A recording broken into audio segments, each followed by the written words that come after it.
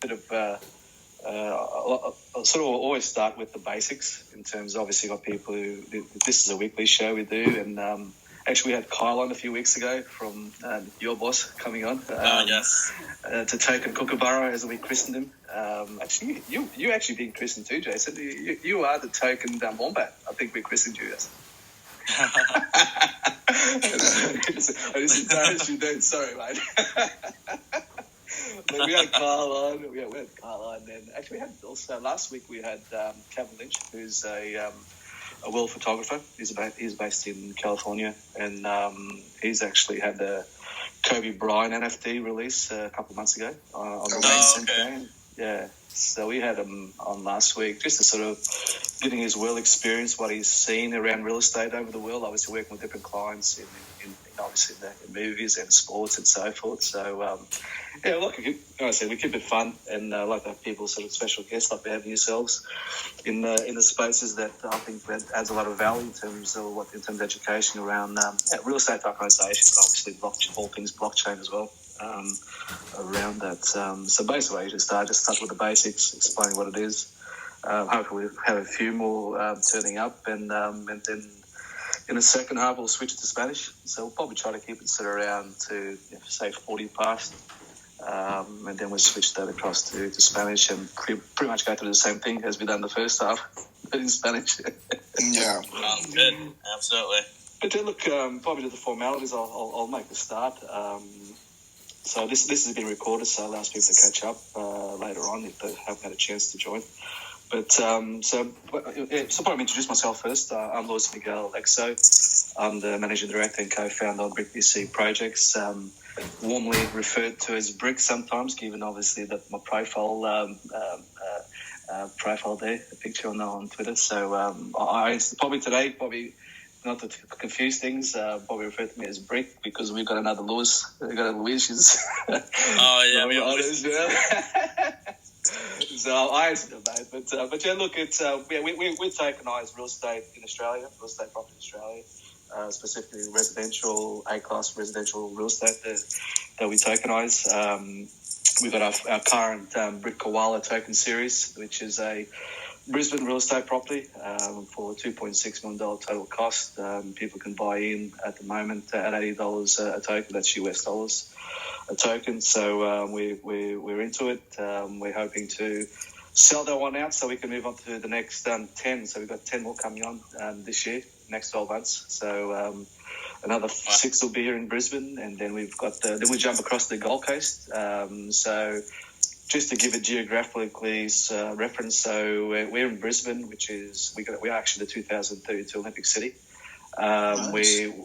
So we got focus on a 200-kilometre radius on the coast. So Brisbane being in the centre, Gold Coast 80 miles south of Brisbane, and then you've got Sunshine Coast, which is 80 miles north of Brisbane. So that's the radius. This is where my networks have been for over 28 years as a professional. So I've got a CPA accounting background, been involved in property equally in terms of building and renovating. So family's always been involved in property. So it's all second nature. So both sides are second nature. The accounting and the property is all second nature to what we do. My co-founder is actually Mrs. BRIK, Melinda, my life partner as well. So this is the journey that we've been on together for 30 years. So we continue to do, but now we're taking this globally. What we've been doing as a property, now we're taking this globally to provide access to anybody from all corners of the world to come on the journey with us as part of the BRIK VC family to invest in the properties that we're tokenizing. So again, just it's one of those things. 2 years ago, we saw there was a better way for people to access property because increase in values. And all the challenges in terms of traditional real estate, in terms of borrowing funds, and just the clunkiness of the financial systems. And some people never banked before. So we thought, we could actually provide a solution to people to come. It doesn't matter who you are, all corners of the world, to come on the journey with us to be able to access property. That's pretty much in a crunch in terms of who I am and what we do. Probably Jason and Lou, do you want to just sort of give a bit of a bit of an outline in terms of a bit of background in terms of where you guys have been and what you guys are doing and sort of what's sort of the outlook for you respectively. Absolutely. Thanks for the background. It's really nice to get to hear from you directly and whatnot. So that's really cool, and I love what you guys are doing. I think it's really cool. And obviously, we're on the same side here, trying to democratize access to the capital markets, specifically in this case, real estate. So that's fantastic. So yeah, I'll give a little background about myself, STM, and then Luis, if you want to do background on yourself and what we're doing with CryptoConLeche. You can go first. Sure. All right. So, I actually went to college with Kyle. Herwig and I went to the same college as well. He just graduated a little earlier than me. So I've known you guys for a while now, and they had started this while they were in college. So it's been a while coming now. And so, I joined Security Token Market to, kind of help on the operations side and growth, so that we, try to get more users on our site, more viewers and interactions on our media. As you know, we're a part media company, so we kind of try to cover everything with the industry, and we try to stay agnostic, as a trusted third party. And so we obviously don't give preferential treatment to anyone. We really want to be non-biased so that people have accurate information as to what's going on in this very interesting industry. And then on the flip side, we also have a data side to the business, Security Token Market, where if you go on STOmarket.com, you'll see the live trading data for all security tokens as we're integrated through API on multiple exchanges around the world. So that's a little about Security Token Market. Me personally, I hold a Series 7 and SIE here in the United States, which essentially just says that I know what I'm doing as far as investing. That kind of helps me a little more on the advisory side, actually. We have a sister company called Security Token Advisors. And on that side, we kind of help issuers or traditional asset holders tokenize their properties in the case of real estate, or their LP rights in the case of venture capital or funds and whatnot. So we help them through every single step of the process from A to Z, whether it's lawyers, tech, issuance, and then after issuance, then secondary trading and liquidity strategies. So, I kind of work on both sides of the business here. That's a little bit about me. Luis, if you want to go next, and again, talk about CryptoConLeche specifically as well. Yeah, for my part, I'm from Venezuela. I've been in real estate for the past 5 years. I know the CEO of our company for the past 2 years, and right now I'm like a content manager and a host of the show of the CryptoConLeche. So my idea with this show, as I told you, is like give the people of our countries the acknowledgement that they can invest in whatever property in the world, or whatever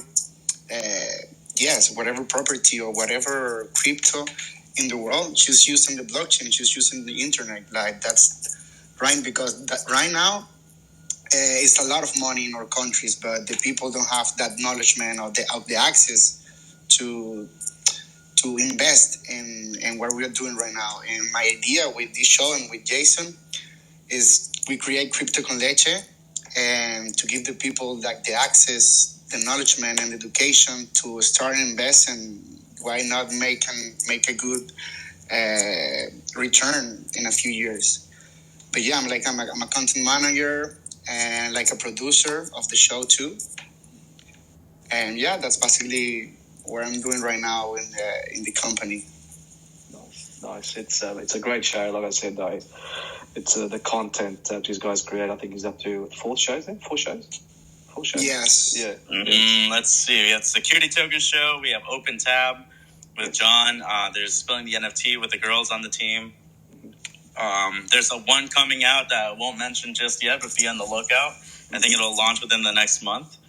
I think it's about 5-ish shows now. Yeah. It's going to be like 7 at the end of the year. It's going to be like 7 or 8 shows. Nice. Yeah. But I love the CryptoConLeche. Like I said, I've listened to it, and just these guys provide some great content in terms of keeping it very simple and explaining it.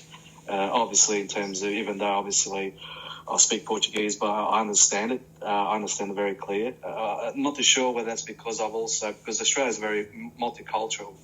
And I grew up playing soccer with Chileans and Venezuelans and Argentinians and Italians. So again, you always speak in different languages, and I know whether it's because of my upbringing here in Australia, being exposed to. But your show is very easy to understand. It doesn't matter whether you speak Portuguese or obviously Brazilians speak Portuguese, and I guess in terms of them getting such a large population, no doubt they will be tuning in to actually understanding and getting educated in your show. But fantastic show, guys. You're doing great. I appreciate that. No, thank you so much. Thank you for the feedback. And it's actually really fun, too, just on the filming side, simply because, Luis is Venezuelan, I'm Mexican. Mm-hmm. So sometimes the lingo kind of gets lost in translation, and when I'm like, what did you just say? Like, what does that mean? So it's always a fun side on the production. Nice. Actually, do you know what? It's actually, your Spanish is actually easier to understand than, say, a Barcelona and Spanish from Barcelona. Barcelonans can speak so fast. And I always have to tell them, just slow down. And I've got to tell them to slow down so I can actually understand them. And obviously, we used to be the same country many years ago, Portugal and Spain. That's true. So, bit of fun. But yeah, look, so you guys, instead of having champagne like the girls, you guys have a lot of coffee, I guess, behind the scenes. We love our coffee here, man. Oh, that's funny. So the girls do a great job. We do enjoy the girls in terms of what they're doing, bringing women into crypto, blockchain, and they do a fantastic job. We're big fans of the girls as well. But yeah, look, in terms of, I guess it's just to start with the basics around what is real estate tokenization. Always go back to basics in terms of, first of what is blockchain, and you guys explained that really well on your show, and I like to keep it very basic as well. We always say blockchain is just a fancy word for a database. And basically, people who are listening or joining us or get to hear later on, a blockchain, just think of a database. As from an accounting world, the business world, if you go back 40 years ago, people used to keep their data on a big, massive cash book to keep track of their data. So there was a database in itself. Then obviously computers came along, and people were able to store that data in a computer, in your hard drive or a server. Then things moved on from that to a more sophisticated database where it went cloud-based virtual servers, where basically people were then able to store their data in a database in a virtual server like a Google server and what have you. And then now we've actually moved on to a bigger level of a database, and that's called the blockchain database, where it's systems of different computers linking together. They're verifying transactions, making sure everything's all in order. That basically you can't change. Generally speaking, you can't change the database. Once it's on the blockchain database, you can't change it. So that's just basically fundamental in terms of what blockchain is. It's just another fancy word for a database. And basically with real estate tokenization or any asset tokenization on the blockchain, is basically that's where we're recording the data in terms of ownership and transactions on the blockchain in terms of, like, say, for example, with our property tokens, we're tokenizing our property tokens on the Ravencoin blockchain, which is a bit fork. It's a fork of the Bitcoin blockchain, but obviously with the strengths obviously with the asset tokenization side of things. So that's the guys started with those fundamentals 4 years ago with the Ravencoin chain, and basically made its massive point of difference being to be able to asset tokenize it on the Ravencoin blockchain.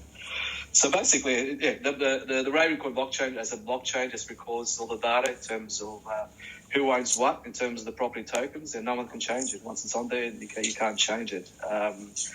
And then getting into a property tokenization in terms of real estate tokenization, you basically break up the ownership of a property into many pieces, and you basically provide the tokens, and people can buy into those tokens, so they have ownership in the property. So our BRIK koala, for example, we've got 40,000 tokens, 33,000 are available to be purchased, and it's a $2.6 million property, A-class residential property, so people can buy into this property.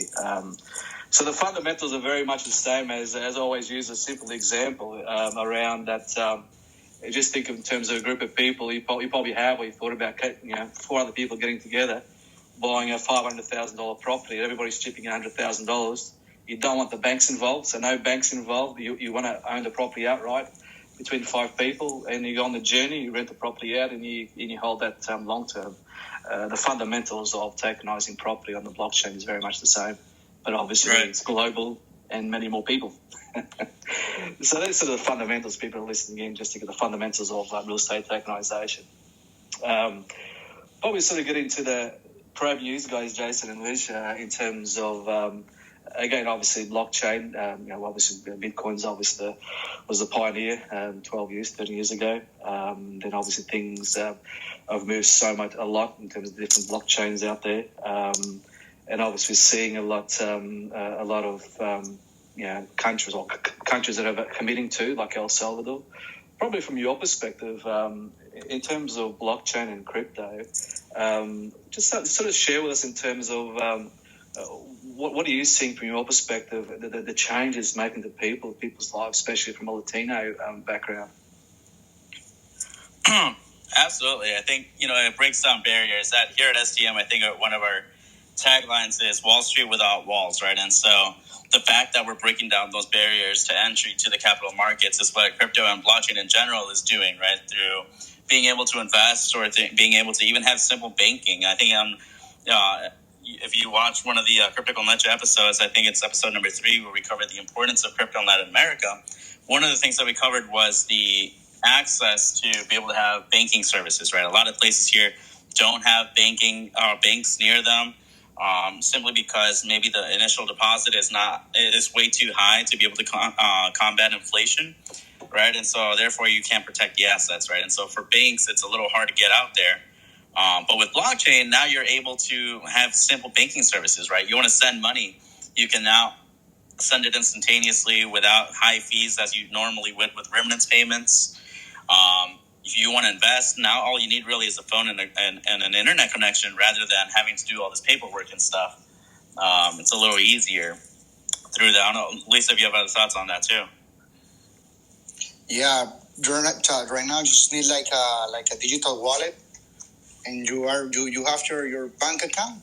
That's it. Yeah, I like essential.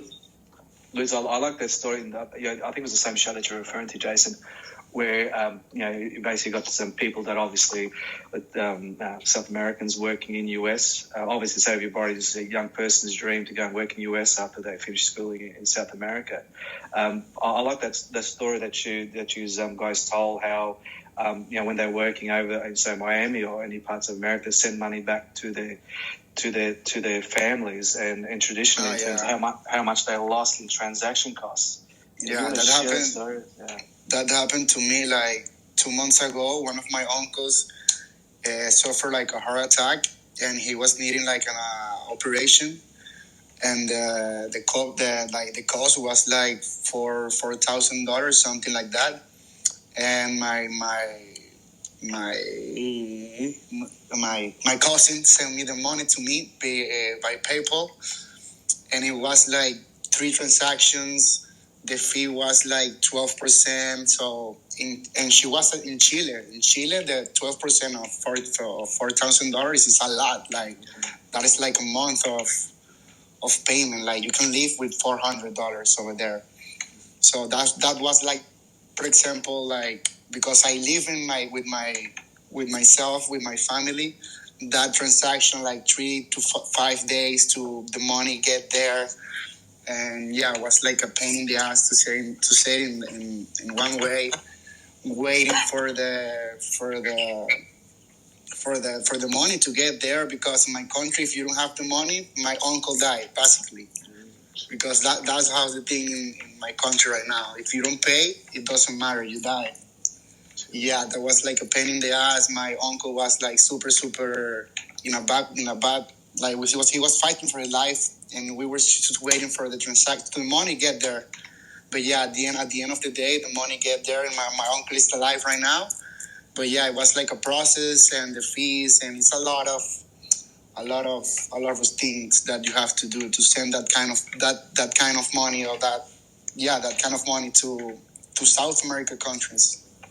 Yeah, I'm really thankful that it worked out and whatnot, and I thank God it was a good outcome. But at the same time, it's a perfect example of why blockchain can actually be referenced to as a life-changing technology, right? This whole process could have been expedited, been a lot faster through, you could have the instantaneous transaction, very low fees, if at all. Say it's Bitcoin, you can just go to a Bitcoin ATM, get the currency of the nation there, and want to make it a little easier. And the other part too is like on the investment side, right? Like on the more lenient side, where you have some leniency as far as time and whatnot, or some kind of risk tolerance, you can potentially, make it where, like, yes, you send money home as a remittance payment. Say you send them a monthly payment, but they have the option to maybe only take out a portion of it into cash or fiat, and the other portion stays in their crypto wallet for appreciation. Say 2-3 years from now, you could, it could appreciate. Say $500 turns into $750, and all of a sudden, if you need an extra, $250 for X, Y reason, boom, it's right there because of appreciation, because Bitcoin has grown in adoption over the last couple of years and whatnot. So that's just another positive use case on that end. But yeah, to answer your question, I think, blockchain is just really, again, creating that access, one, and second, optimizing any operations when it comes to really being able to live a life.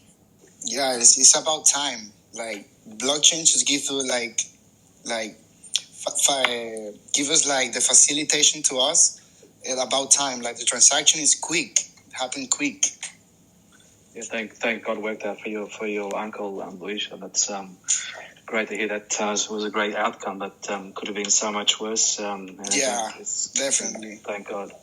Look, it touched on something there, Jason. Obviously, in terms of from an investment perspective, and obviously where people sit in their lives and their wealth in South America, and obviously inflation has been a massive issue over the years, and obviously if you look at Brazil, and if you look at El Salvador, and probably El Salvador, that's obviously at the extreme. And in terms of inflation, given obviously things that they've had to do over the years in terms of switching to US dollars and so forth, and obviously the president obviously making the decision 12 months ago to switch to Bitcoin in terms of making Bitcoin legal as a currency. But again, in some of these countries, especially in South America, given the inflationary issues, and they all obviously know they've got to do something. And I think Mexico will probably just update us on that in terms of what some of the countries are doing. I think Mexico got some legislation before Parliament as we speak, haven't they, to legalize Bitcoin, and a few others following suit, I think. Yeah, you're absolutely right. I think one of the Mexican senators actually made that announcement here at Bitcoin 2022 in Miami with Samson Mao, who, for those that don't know, Samson Mao used to be the chief strategy officer at Blockstream, which has a Blockstream mining node. And he kind of retired from there just to focus on nations starting to adopt Bitcoin specifically. So I think he's doing great. I think multiple countries made that announcement at Bitcoin 2022. And you're right, BRIK. I mean, Mexico is definitely in talks now. So I think it's a good thing. I think it's a great move forward, especially because they're so close to the U.S. too. And I think the rest of the nations will follow suit, just as El Salvador has set that example.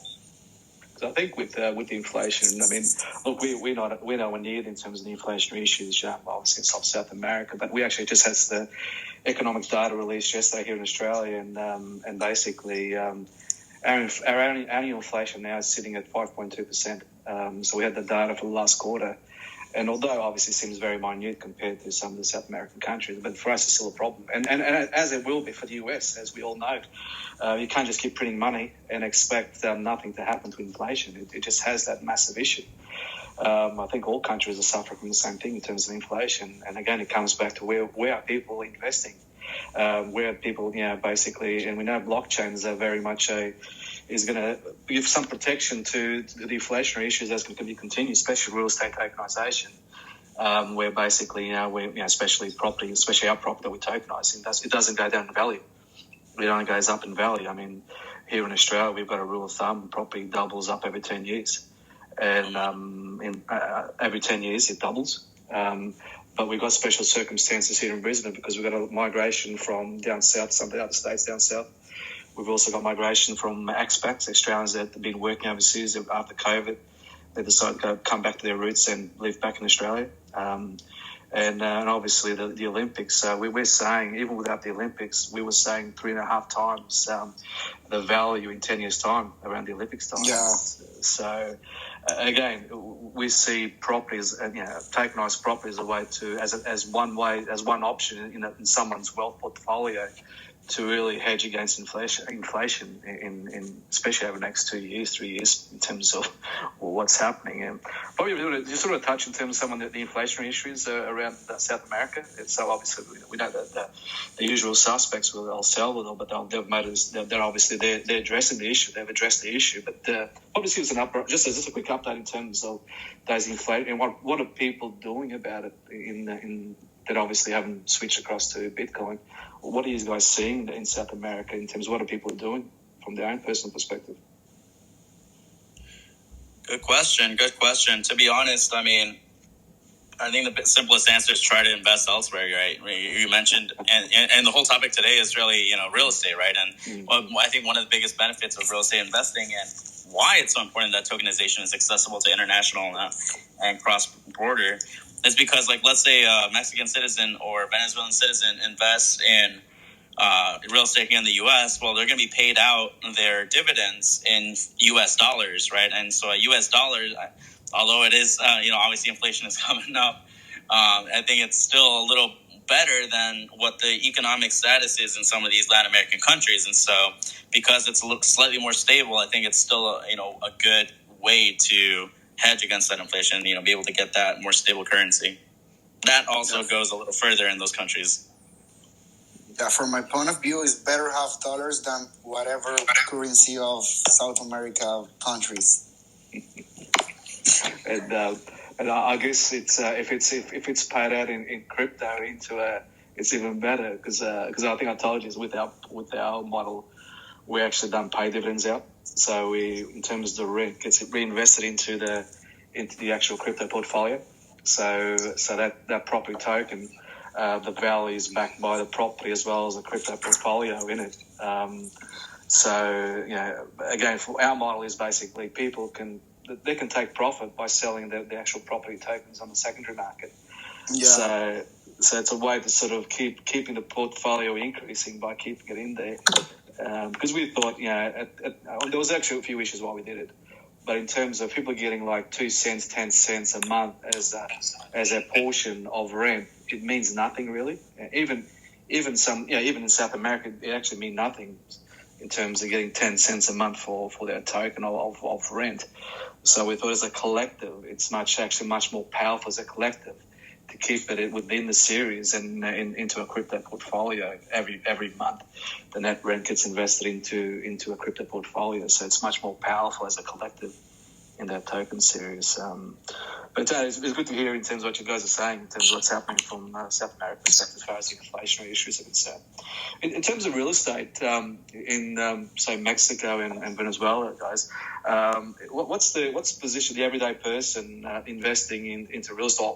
One, in terms of ownership, home ownership, and two, from a property investment perspective. What's some of the, what's sort of the status? Is it just the everyday person is really, not many people have got the ability to do so? Yeah, I believe, not too many people have that ability. It's not that easy. Also, I mean, I think obviously like those that have the cash to be able to do it, that's fantastic. And we're happy to, that they can. But for the majority, obviously they don't have the ability to do so financially or even logistically, right? Because as we mentioned right before, right, the banking system is not great over there. Excuse me. And at the same time, like another, like I don't know about the other countries, but Mexico, for example, the legality of owning real estate is also an issue where essentially you don't necessarily need a title or a deed, although it does help. But there are times where, it's not a very positive environment down there. There are times where someone can come at you and say, hey, this house is mine now, and it is what it is. Mm-hmm. Or you lent it out to someone, let someone else be there, live there, and all of a sudden you go back and like, hey, can I have my house back? And it's like, no, you're out. So And so a title or like that transaction as far as logistics is not necessarily always intact over there. So whereas for real estate tokenization, obviously that ownership is recorded on the blockchain. It's immutable. No one can argue against it, right? And so I think that's going to be helpful in making it a little more prosperous. But to answer your question about the current state, I don't think the majority of people have access to that investment option. Yeah. So in going forward, obviously, as they become more educated around tokenized real estate and giving the low barrier to entry in terms of, it could be as little as $80. And not that we say $80 is, it doesn't seem much for, people in developed countries, but obviously it's still a lot of money for people in developing countries like, places like El Salvador and Africa and so forth. Right. But do you think this is something that will be very much of interest in terms of the tokenized property, given the low barrier to entry for the everyday Latino? Yeah. I mean, I think it's tough. You're right. It is still a high barrier relative to how much money people are making in those countries. But if at least a bigger percentage of the people can, I think that's still useful. And eventually, I think the rest will help, right? The way I see it is a long-term vision. While, say, Latin America's middle class is able to now invest in real estate because although it's $80, maybe the middle class can do it. Maybe the lower class, less unfortunate, are able to build their wealth through Bitcoin or crypto investing first. Maybe even DeFi once we get to educating them on DeFi and be able to stake and whatnot.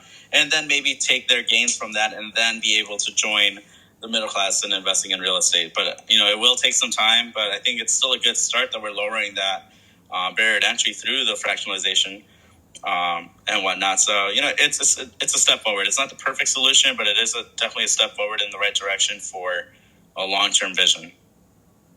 I agree with you. I think as we're doing collectively, the education is the key. It's the start. It's that stepping stone that provides more awareness of what it is. And I think everything will then take the next step after that, as you said. Definitely.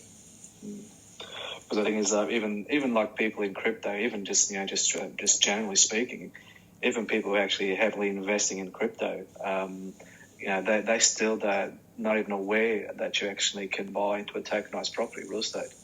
So, this is people who are obviously trading crypto and so forth. And probably as an example, Xander, you had your hand up. Xander, you were telling me about your brother, who's a heavy trader into crypto. Maybe you wanted to share that story with us. And again, this is a perfect example where even people who are heavily involved in blockchain and investing in crypto, and they themselves still are not aware in terms of that you can actually invest into tokenized real estate. Hey, Xander, how are you? Good. You good? Good. How about yourself? Very well, very well. So you had your hand up, and we were just trying to get through the content, but I did see your hand. I was just telling you about your brother. Oh yeah. And awareness around, given that he's a heavy trader in crypto, he wasn't aware about tokenized property. Yeah, he's been trading for probably about 2 years now, and when I approached him and said, "Hey, you can own property in Australia?" And he's like, "Nah, you kidding me?" And I'm like, "No, seriously, like you just own a portion of it depending on how many tokens you buy and stuff."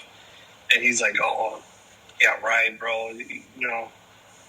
He's like, you can't buy over there." I'm like, "Yeah, you can. You can literally do it." And he's like, "I don't believe you. Whatever. I'll just stick to trading." But no, he read up on it on the BRIK BC project, and he was just like, "Oh wow, that's pretty cool." And he's noticed too. He actually came into the project at Renewablox, which is I'm the chief technical officer there. He got into that project as well, and he's like, he couldn't believe that you can do all these things in crypto. He just thought, oh well, you can either trade it, hodl it, maybe do staking, but he didn't know anything about fractionalized real estate. Like he said, he's like, how do you do it? You got to go through the bank or something? And I was like, no, bro, you don't go through a bank. So that's exactly what you don't do. Exactly. Don't get me started on banks. Obviously, that was one of the major problems we were solving. Well, not to get banks involved. And that's what I was trying to. Well, earlier I was going to say the biggest barrier I personally run into dealing with crypto and is the banks are, they have that 9 to 5, 8 hours or whatever open. They're closed on holidays, on weekends. I try to convert my, fiat to crypto, or try to move some fiat around and it takes days. I mean, if I try to realize some gains from some altcoins that I sold, and I want to send them to my debit card or whatever, it takes like 2 to 3 days, and it's like, this is ridiculous. It's the whole clunking system. I mean, just as an example of that, last month I transferred some money to Brazil because I got invested into a business that we need to get some funds over to one of the service providers in Brazil, in São Paulo, and so I transferred the funds over there, and I mean, lost like $40 US in transaction fees, but it took 5 days, and I'm saying to them, "Did you get the money?" And they go, "No." They had to actually go down to the bank, show the proof that the money had been transferred. Oh, so actually it is here. So this is 5 days later. This is a business over there that's again, just the clunkiness of the transfer systems, and again, obviously, yeah. And I actually try to convince them, mate, you need to set up a Bitcoin account or some sort of crypto account, and allow me to pay in crypto, and you can get the money straight away. So it's again, just a highlight. I think the main issue is, I think, is not necessarily the transfer from here to there, but the off ramp from crypto to fiat, or fiat to crypto. That those two things are like the biggest issues, I think. No, I think you're right. I mean, it's the onboarding, getting people to understand, like, what is MetaMask, what is a crypto wallet, right, and what are private keys and whatnot. And so you're right. I mean, I think that's the on-ramp is definitely the hardest part. I wholly agree with that. After that, I mean, you're good to go, right? You can switch from on a DEX or whatnot, and call it a day. Right, and that's the reason we try to keep things very simple. Like on our BRIK BC property tokens platform, we've actually made it very, so we're keeping things centralized as far as the holding of the tokens. So self-custodian there, we're custodians there, they're BRIK tokens there, because you've got people that, they're coming in, because you've got such a diverse people who are new to blockchain and people who have been around for a long time. But we want to make sure it's nice and easy, that if people lose their password, that's okay. You'll get another password. We'll reset your password. So you got to keep things that you don't want to put fear into people that if they lose their keys, they've lost everything. So we wanted to make things in this first phase over the next couple of years anyway, to make it very easy. So people, when they come on, they register, they get KYC'd and so forth on our tokens platform. That they basically, there's no concern or stress around if they lose their password, that it's always going to be there regardless, because this is typically in terms of property tokenization, with us we're not any different, is that these properties are held long term. So meaning that people are coming on a journey with us for a long time. So it means that at some point in time, it might be 20 years' time, whatever the person's getting sort of the older age, they need to pass all that to the estate, to their kids and so forth. So you want to make sure you also have that easy transition, that they're not sort of, it's in the MetaMask, so how do I get to the MetaMask? Only that person knew about the MetaMask. So again, just avoids all those issues, that we have an easy transition when it comes time that they pass it on to, obviously, when people register, they put in terms of the next of kin and in terms of the beneficiary if something was to happen. So I think that's, when it comes to property, I think that's really critical, because these especially as anyway, these are long-term holds. Properties are held indefinitely, so it's critical to provide that ease of transition to their next the estate and their kids and so forth. But No, yeah, I like that a lot. The simplicity of the platform, right, and the ease, right, that comes with it. So that's fantastic. It helps. I think it helps adoption a little more, right? It makes it, like Xander, your brother, he kind of had his red pill moment, as we like to call it, right? And so it's like, oh my gosh, like the power, like this is actually possible. And so through BRIK BC, making it easier and lower barrier to entry, that's fantastic for adoption. And look, we've had a couple of people say, well, people have been around in blockchain for a long time, and obviously with the philosophies, it's in terms of it's not your keys. But that's okay. Look, there's going to be people that have a concern about, they've got issues about doing KYC. They've got issues about wanting themselves to be custodians of their own BRIK tokens. But that's okay. Look, it's if there's I've had a couple of people say this is I'm pretty strong about it, and that's okay. That's okay. Well, this is obviously not for you then, because this is our platform. We're not going to make it change it for the minority. And for us to get mainstream adoption, it's such a critical with the people coming on board to make it easy. So we think that's really critical. Yeah. But Go on, Sam. Yep. I said what I was going to say was, I think also what would give me assurance in the project as well is the fact that you're doxxed and you're a real person. You're not anonymous. I mean, like you put your full name out there, and it's not just like an anonymous person that's running a platform, which a lot of ruggings end up happening like that, especially in DeFi. But as far as real estate, I mean that's really important, I think. 100%. Yep. Thanks, Andy. Yeah, look, as you know, Zan, in terms of for me, given my background as a CPA accountant, over working with people over the last 28 years comes a lot of trust and a lot of a lot of deep relationships, and people obviously having a lot of loyalty and trust in you. So we're basically doing the same thing here with property. It's making sure people have that deep loyalty, deep trust in terms of what we're doing. So, especially when it comes to property, it's probably. And the thing is, it's quite interesting because a person can go and buy an NFT for $80, no questions asked about the NFT, but they'll actually ask questions about a property token for $80. And again, it's quite interesting that again it just shows you in terms of when you talk about property, people take it serious and they want to know exactly what it is and who's behind it. Yeah. But we're getting now to the just past the 40-minute mark, so we should now switch across to the Spanish part of the show.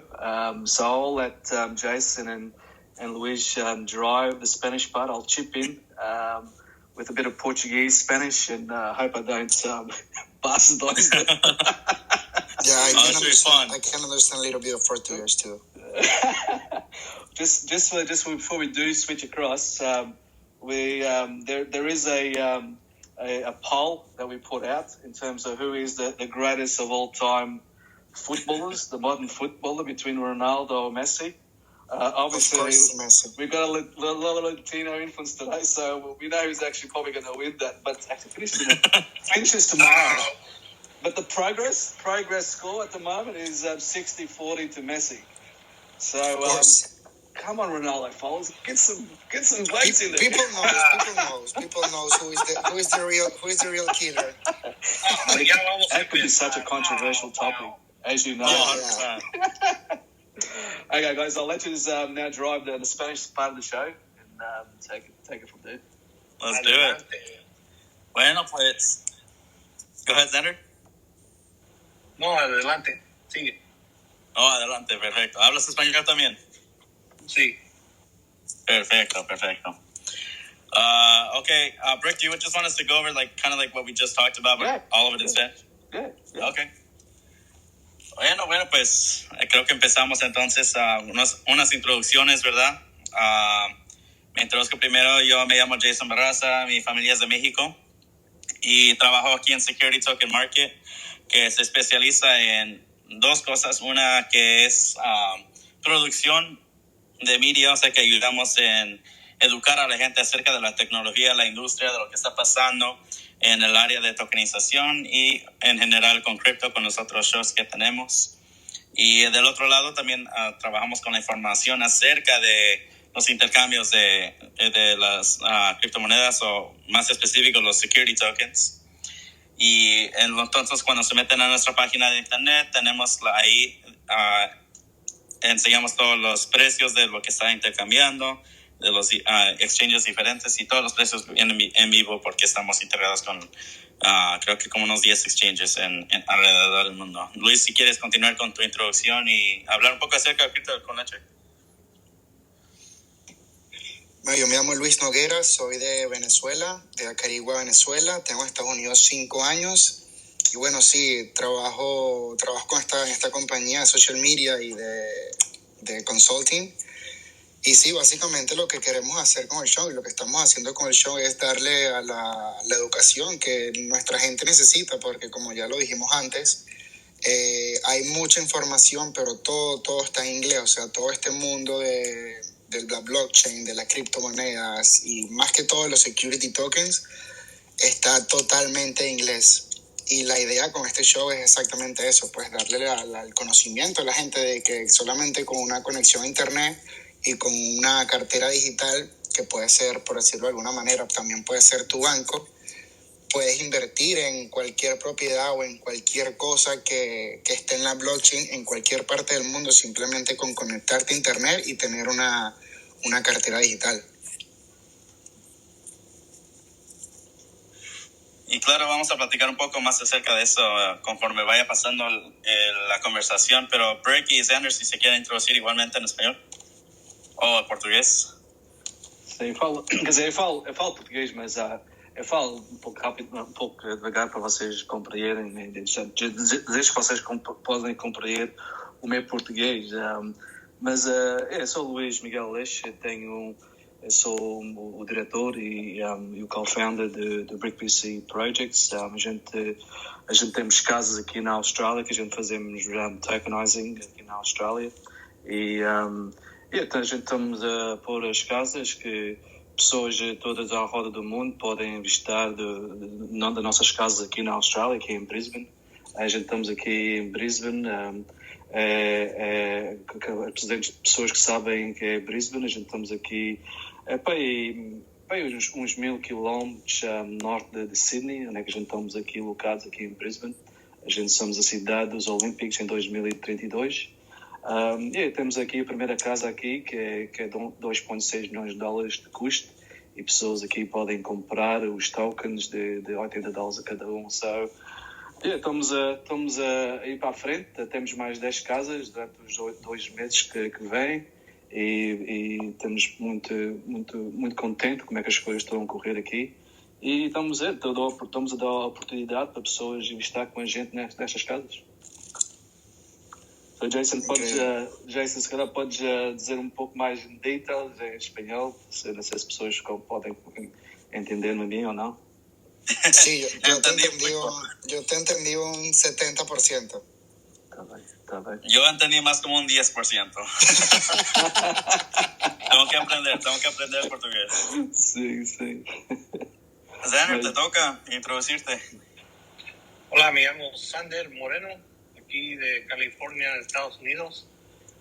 Soy el oficial técnico de RenewBlocks, una compañía que minera de Bitcoin. Mucho yo estoy enterado en este proyecto de BRIK.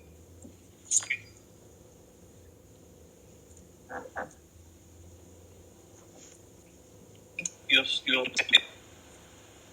entre muchas personas pueden todos tener un pedazo de la casa, pues, pero yo voy a dejar que los expertos BRIK y Jason, Luis, que hablen más sobre este tema, y yo voy a poner mis 2 centavos ahí por ahí, o 2 satoshis, como dicen. 2 satoshis, ¿verdad? Me encanta. Muy bien. Pues creo que empezamos con la porción en inglés, ¿verdad? Que estábamos hablando acerca de la database, ¿verdad? El database, que es de lo que sirve la blockchain. O sea, tradicionalmente, como había dicho BRIK, que tradicionalmente todo era basado en la database, ¿verdad? Para poder estar uno al tanto de lo que está pasando con una compañía, con un cap table, o sea, saber quiénes son los inversores, cosas así. Y la blockchain trabaja de la misma manera, ¿verdad? Esencialmente es una tabla que da récord acerca de lo que está pasando y está distribuida a diferente gente, ¿verdad? Luis, si quieres platicar un poco más acerca de lo básico de lo que es la blockchain. Bueno, la blockchain básicamente es un registro inmutable y donde se registran todas las transacciones que están pasando en el momento. Eso lo hablamos en el primer episodio de nuestro show, fue acerca de eso, pues de qué es la blockchain. Hablamos de lo beneficioso que puede ser para los países de Latinoamérica adaptarse a esta tecnología. Y bueno, yo creo que esto es el futuro, como ya abrió la puerta el presidente de El Salvador, que fue el primero a adaptar esta tecnología. Incluso hoy el presidente de Argentina anunció que están trabajando para adaptar la tecnología de la blockchain en la Casa de la Moneda. Se llama ya la institución que corre, sí, la Casa de la Moneda, que es como decir el Ministerio de Economía allá. Están trabajando para integrar esta tecnología de la blockchain también allá en Argentina. Como tú lo hablaste ahora, México también está empezando a adaptar esta tecnología. Y sí, este es solamente el principio del futuro con esta tecnología, porque por como yo lo veo, en nuestros países de Latinoamérica, Centroamérica, las economías son malas, o sea, son demasiado inestables, con unas inflaciones increíbles.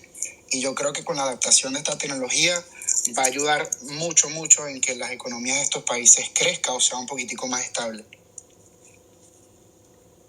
Muy bien, me encanta.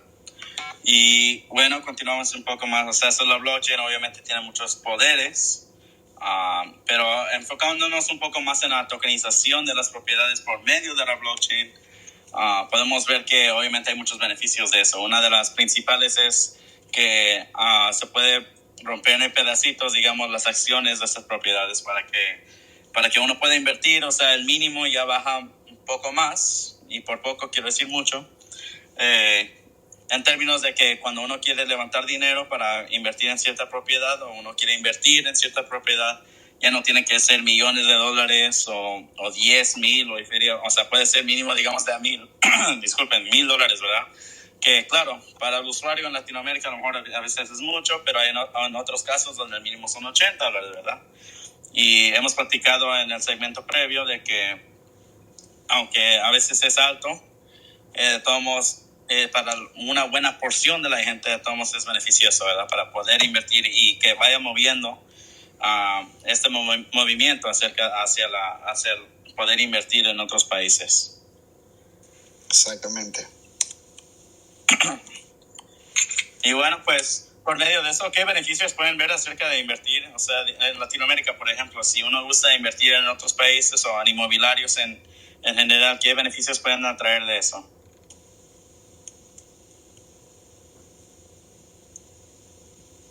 Digamos, empezamos obviamente con poder a los dividendos, ¿verdad, Xander? Sí. Los dividendos.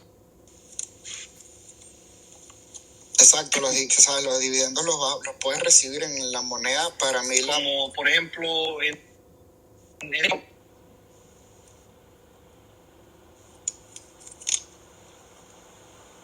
Xander, no sé si la conexión está un poco inestable. Te estamos perdiendo, Xander. Sí. Está quiebra. Alguien sigue, por favor. Ok.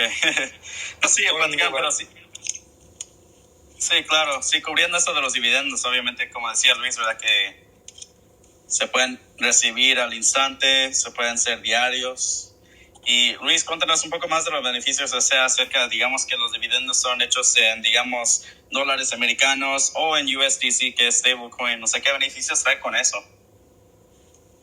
los beneficios es que no es probable que se te devalúe la moneda como puede pasar con las monedas de estos países.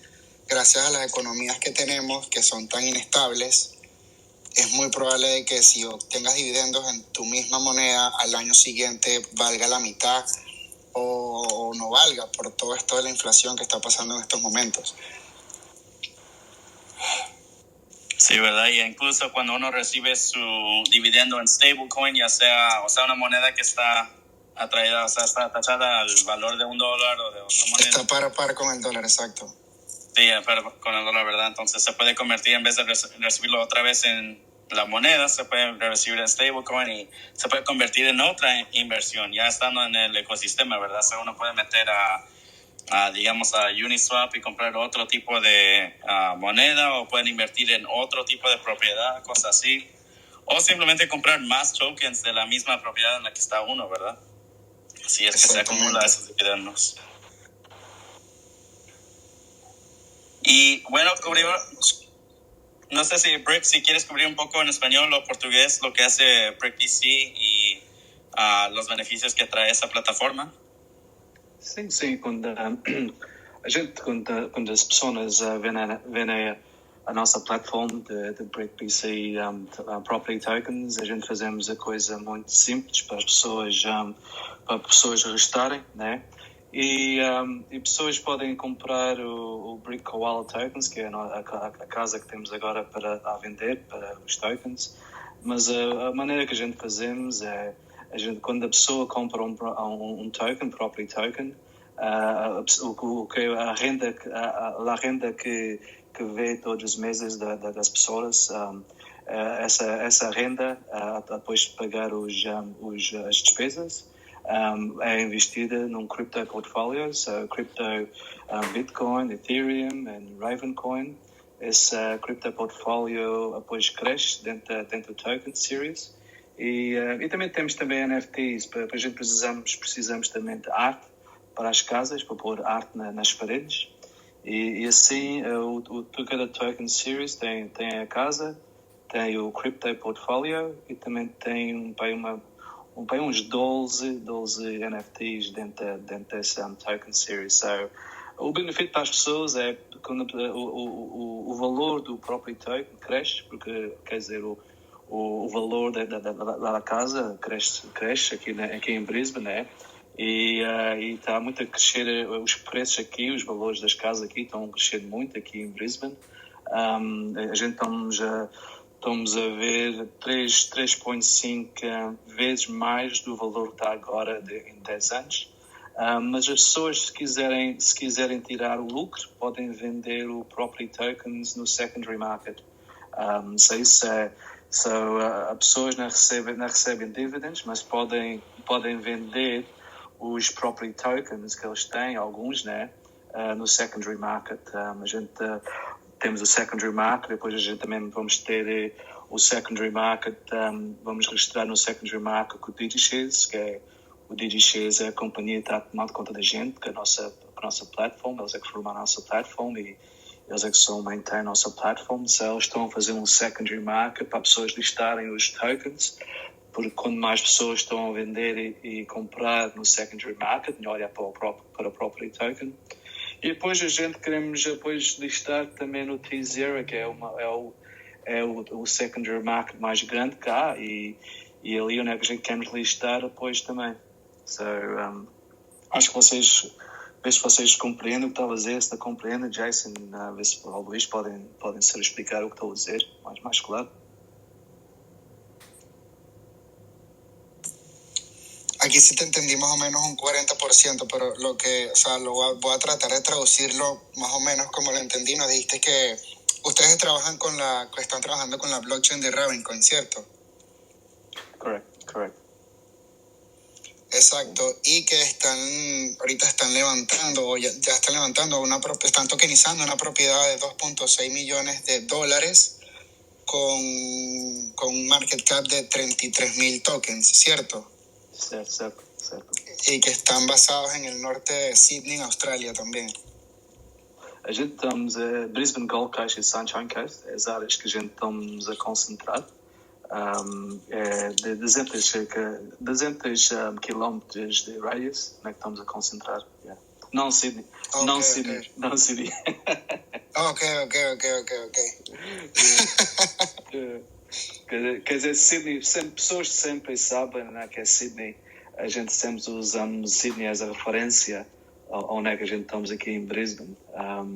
Mas a gente estamos a concentrar aqui em Brisbane, em Gold Coast e Sunshine Coast. É a roda de 200 km de radius onde é que a gente estamos a concentrar. Aqui onde é que estão meus contactos todos aqui, desde miúdo aqui, né? E aqui onde é que a gente estamos a concentrar. Yeah. Ok, perfecto. Entonces, ¿qué digo? Es que o sea, que están a 200, en un radio de 200 kilómetros de Sydney, pero que usan Sydney como referencia. Muy ¿Cierto? bien. ¿Me pueden oír? 1000 kilómetros de Sydney. Somos 1000 kilómetros de Sydney. 2000 kilómetros, ok. Uno mil. Oh, mil kilómetros. Sí. 1000. Se llama Brisbane. Ok. La localidad se llama Brisbane. Sabes, Brisbane, ninguém sabia onde é que era Brisbane. Até a gente fomos anunciados como ser os Olímpicos aqui em 2032. Mas ninguém sabia quem era o Brisbane. Agora já sabem um pouco, né? Sí, como vienen los Olímpicos, o sea, puede que suba el valor de propiedades ahí, digamos, de hoteles o de casas que se puedan rentar, ¿verdad? Para esa época, de que suba el valor, suba la renta. O sea, se me hace interesante poder invertir desde temprano. Exacto, o sea, una muy buena idea. Muy buena idea, exacto. Ahorita es el descuento, porque de aquí a allá, o sea, tenemos que 9 años, 10 años de aquí a allá, y pueden que en 10 años ese valor sea el doble. ¿Verdad? Facilmente.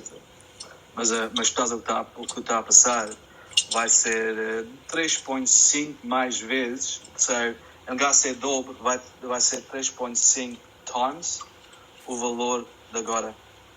Ok. Por menos. 3 veces más. Por menos. Dios mío. Eso es crecimiento, Raúl. O sea, es buen crecimiento ahí, ¿no? Eu sou conservador na forecasting, porque quando eu fiz os forecasts foi antes, eles só deram os Olímpicos a Brisbane em outubro que passou. Este forecasting foi tudo antes dos Olímpicos, porque as coisas estavam a passar aqui sobre pessoas de emigrarem dos outros estados para aqui e também de australianos tentar trabalhar de outros países a voltarem à Austrália. Está muita movimento aqui, pessoas virem para aqui. Yeah. Ok. Y es interesante eso. Go ahead, Senator. Iba a decir, es cierto, BRIK, que hay un atleta chino que vive ahí, por ahí. Temos aqui, quer dizer, temos uns quantos, mas temos aqui um atleta. O Aaron Bain, ele joga para a Austrália e joga para o Toronto Raptors. Ele alijou-se nos Olímpicos no ano passado em Japão. Ele alijou-se, mas ele voltou aqui a Brisbane e tentado já comprou 3 aqui que estamos na casa do BRIK aqui em Brisbane, na área, que é para aí uns 3 km da cidade. Ele comprou já 3 casas nesta área onde está o BRIK tentado gastar muito dinheiro. Ele ganha muito dinheiro e também tem gastado muito dinheiro nas casas aqui. Claro. Vio la oportunidad igual que ustedes y la está aprovechando. Sim. E temos outras vezes, o que está a passar aqui, visto, a gente temos aqui o Olympic Village, é para uns 3 km da casa, desta área aqui. Só estão, quando vai aos seus Olímpicos, os Olympic Village, para os atletas, eles já para uns 3 km, já começaram a ter posto coisas no... Eu faço o brick walk, quando eu vou andar, eu faço o brick walk e eu mostro a roda da área e tentado mostrar onde é que eles estão a fazer o Olympic Village. É muito interessante o que está a passar aqui. Es interesante y me encanta eso de que va a crecer no solo con los Olímpicos, pero también, como dijiste, la verdad, por lo menos 3 veces. O sea, eso es un crecimiento de 300%, cosa que no se ve aquí en los Estados Unidos, por ejemplo, con la bolsa de ahorros, ¿verdad? STOmarket. Ves que uno puede, si le va bien, unos 10, 12%, en crecer el valor, ¿verdad? Si está invirtiendo en la bolsa de ahorros, cosa que en 10 años no es tanto a comparación al triple de lo que puede crecer un inmobiliario por medio de BRIK, ¿verdad? Así que es una manera diferente de crecer su dinero un poco más rápido, porque tiene uno ya acceso a un inmobiliario, algo que crece más rápido que, digamos, los stocks, ¿verdad? Y entonces se puede ver que hay aparte de que es una manera diferente de invertir, más gente puede invertir por medio de la fraccionalización que pasa con tokenizar una propiedad, ¿verdad? Y regresando a la conversación también acerca de que, la tokenización todo pasa por medio de la blockchain, pero otros beneficios de la blockchain creo que los habíamos cubierto en el principio cuando platicamos en inglés, pero ahora platicándolo en español, digamos que, por ejemplo, el sistema bancario, ¿verdad? Los beneficios que vienen con la blockchain por medio de la tecnología que le brinda a uno. O sea, tener una wallet de criptomonedas le da a uno acceso a poder tener servicios bancarios que usualmente no. O sea, digamos en México, Venezuela, otros lugares, ciertos bancos no establecen una propiedad ahí o no establecen su presencia porque simplemente la gente no tiene suficiente para invertir un mínimo, depositar un mínimo, cosa que se necesita para poder combatir con la inflación y proteger esos activos, ¿verdad? Así que, pero eso viene con cosas malas, ¿verdad? Que ahora no puede mandar ni recibir dinero fácilmente, pues no puede invertir y ahora, bueno, por medio de esto, son los 4 servicios básicos de los bancos que ahora la gente puede usar la blockchain para tener, ¿verdad? Exacto, otro de los beneficios también que es súper importante es que la blockchain no tiene ojos, o sea, que no discrimina de que quien seas para entrar o para invertir, o sea, simplemente tú con tener tu wallet y tu dirección, que esa sería como que tu cuenta bancaria, ya puedes mandar, enviar, recibir, o en un futuro vas a poder pagar mediante esta tecnología cualquier tipo de servicio. Incluso ya hay, bueno, como hablamos, El Salvador ya adoptó esta tecnología y, o sea, todas las tiendas tienen que aceptar el Bitcoin porque sí, como moneda de cambio, o sea, como es la moneda allá, como el dólar. Y ya vemos que muchos países se están adaptando a esta tecnología, como ya lo dije, que Argentina hoy mencionó que también ya están trabajando para empezar a adaptar la tecnología de la blockchain en la casa de la moneda de cambio, lo que significaría un avance increíble en los países suramericanos con respecto a la economía. Y creo que es valioso que estamos teniendo esta conversación hoy porque apenas hoy anunció la República de África que también hicieron Bitcoin ya moneda de curso legal, mismo que El Salvador. Así que es el segundo en adaptarlo y muy buenas noticias para la economía de allá, ¿verdad? Sí, o sea, yo creo que esto es cuestión de tiempo ya que, o sea, que vaya más educación, sobre todo, o sea, porque yo siento que la gente tiene miedo cuando le hablan acerca del cripto porque piensa que es algo que está en internet y que si alguien lo apaga se quedó con todo el dinero y preste tu dinero y no es algo que vaya a pasar. ¿Por qué? Yo no lo veo que pase porque, por ejemplo, con el Bitcoin o con el Ether, con el Ethereum, estas son blockchains que están ya han sido probadas con el tiempo y si alguna de esas desaparece, todo el mundo cripto pierde credibilidad y de verdad yo no creo que es algo que vaya a pasar en un futuro. No creo que vaya a pasar, en realidad yo desde mi punto de vista yo no creo que pase. Yo tampoco, o sea, está para quedarse. La gente obviamente ve los beneficios ya con la cosa de regulación, que obviamente va a tomar un tiempo para que los reguladores lo adapten y hagan sus leyes basado en esa tecnología. Claro que va a tomar un tiempo, pero como ven que los bancos ya están empezando a adaptarlo también y ya están explorando cómo van a usar la blockchain para sus transacciones. se me hace fantástico. O sea, son buenas noticias. Ya ves que ahora vemos que las empresas tradicionales también, que son grandes, si ellos mismos lo están explorando, o sea, ahora como que está haciendo fuerzas de que los reguladores ya le pongan atención y hagan sus cambios de acuerdo a la tecnología, ¿verdad? Sí, porque de alguna otra manera, o sea, yo siento que el que no se está adaptando ahorita se va a quedar atrás y en un futuro les va a costar más adaptarse porque como te digo, o sea, ya están países que son innovadores, como El Salvador. O sea, lo que hizo Nayib Bukele con Samsung Mode es algo increíble. O sea, eso fue un cambio radical en su cultura y como país. Porque yo ayer estaba viendo unos tweets de una de las ministras de El Salvador y antes veían como que El Salvador era uno de los países con más pandilleros y con más tráfico de drogas de Centroamérica. Y gracias a todo lo que está haciendo ahorita el presidente de El Salvador, no ven ya a El Salvador de esa manera, sino que lo ven como un país innovador al ser el primero en adaptar esta tecnología.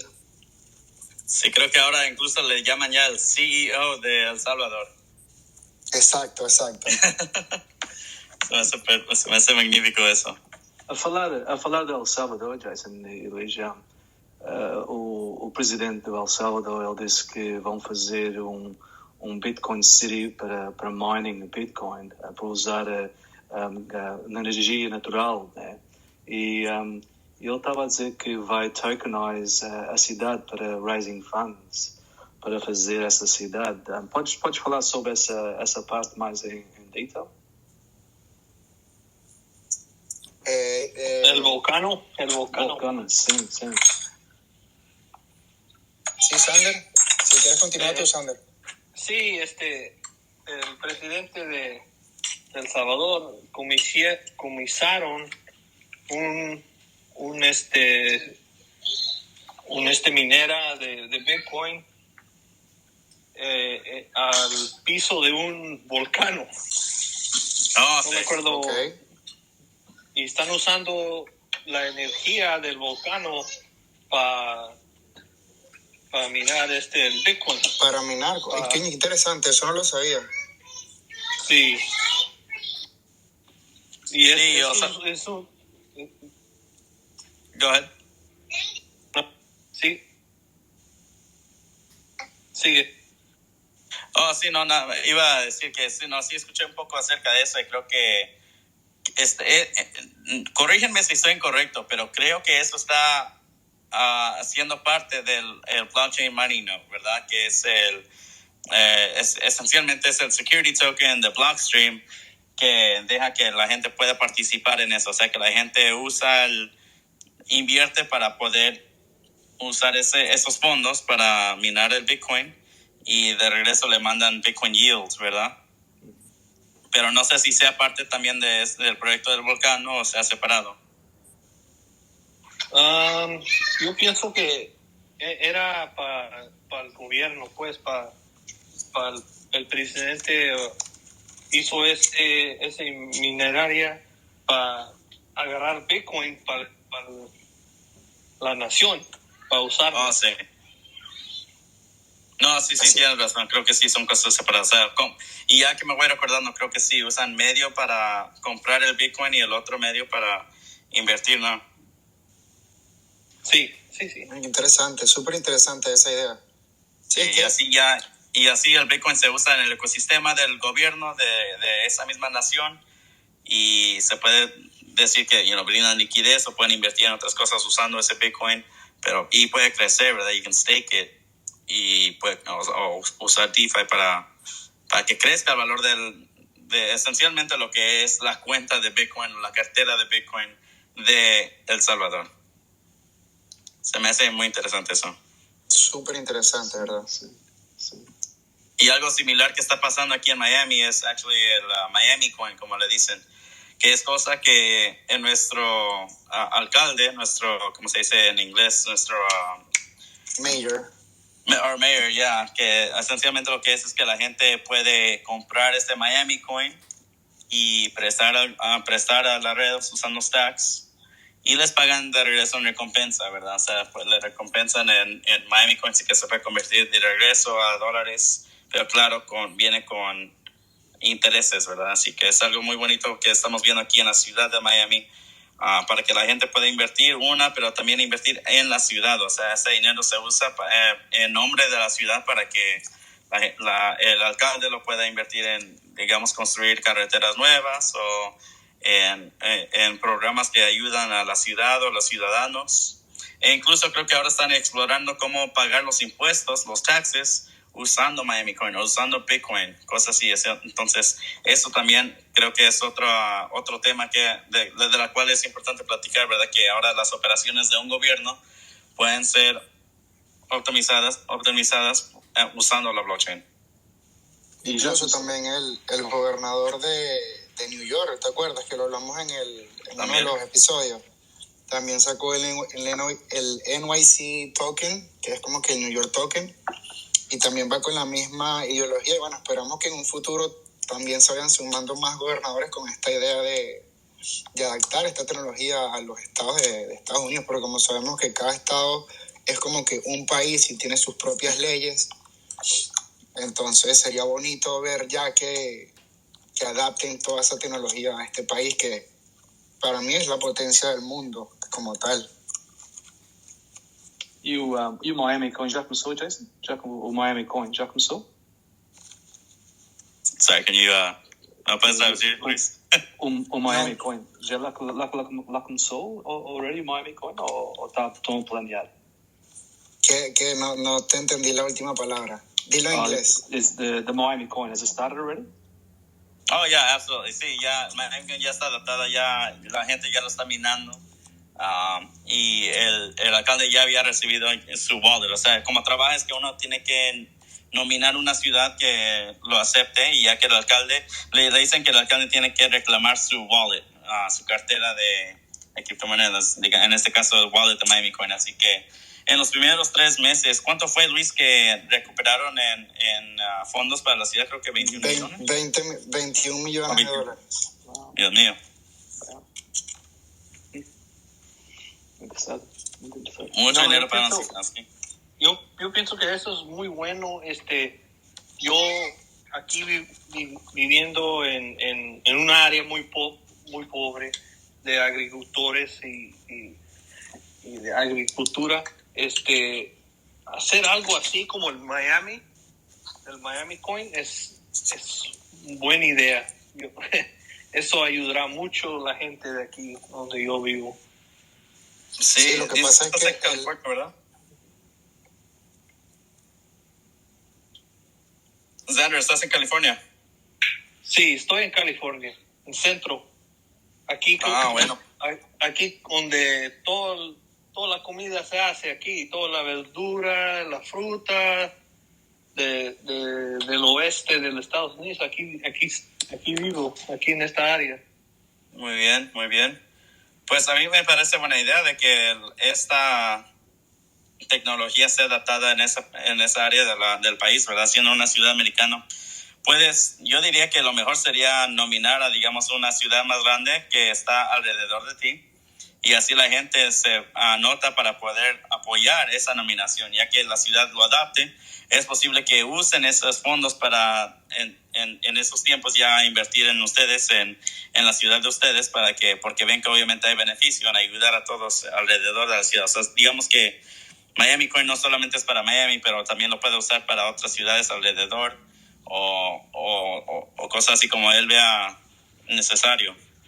Por ejemplo, la ciudad más grande del condado, pues. Okay. Yeah, no, that'd be really interesting, sí. Okay. Sí. Y bueno, regresando al tema de inmobiliarios, de real estate, que es en lo que nos íbamos a enfocar hoy, pues ya vimos los beneficios que vienen de blockchain, una variedad de ejemplos. ¿Y qué tal la liquidez acerca de esto? O sea, que es cosa donde la liquidez de inmobiliarios, o sea, tradicionalmente cuando uno se quiere vender su casa o su propiedad, inmobiliario comercial, es difícil, ¿verdad? Hay muchos papeles que llenar, es un proceso, hay que tener audits y todo eso, pero por medio de la blockchain y tokenización, creo que una de las partes más fáciles es de que ahora, como los tokens representan que uno es el dueño de esa propiedad, fácilmente puede vender una porción de lo que es dueño o todo entero, como ellos gusten, sin tener que llenar los papeles cada vez, ¿verdad? Y creo que eso es otro beneficio. Y yo pienso que también ayuda a personas que disadvantage, como dicen, Desaventajado. Sí. Desventaja. There we go. Desventaja. Por ejemplo, los inmigrantes que viven aquí en California, por ejemplo, ellos tienen residencia, pero es más difícil comprar como una casa o algo así entre una familia. A lo mejor como unas 2 familias compran una casa grandota entre 2 familias, así se pueden usar el tokenización de las propiedades, así. Yo pienso así, es una idea. No, sí, me gusta mucho. Uno de los clientes con los que trabajamos nosotros aquí en Security Token Advisors, la compañía hermana, que es consultorio, una de las compañías con las que trabajamos está tratando de hacer eso, ¿verdad? Tokenizar una casa, y ya conforme va uno pagando su renta, es lo que llamamos rent to own, o sea, pagar la renta para poder en algún día poder ser dueño de esa casa. Y esencialmente está uno pagando por la equidad de la casa. Y me encanta tu idea, Xander. Creo que es una buena aplicación de esta tecnología para que la gente que no tiene tanto dinero para poder pagar una casa desde un principio puede poco a poco con los security tokens. También, si pueden, también por ejemplo, si hay un edificio de apartamentos, por ejemplo, como unos 20 apartamentos, y es un edificio, y hay mucha gente de inmigrantes que viven ahí, que quieren comprar o necesitan una casa. Entre todas esas familias se pueden tokenizar el edificio, y así todas las familias que invirtieron el dinero, lo que podían tener un apartamento en el edificio. Sí, es muy buena idea eso. Ya si uno quiere mudarse o cambiar de apartamento, pueden vender sus tokens.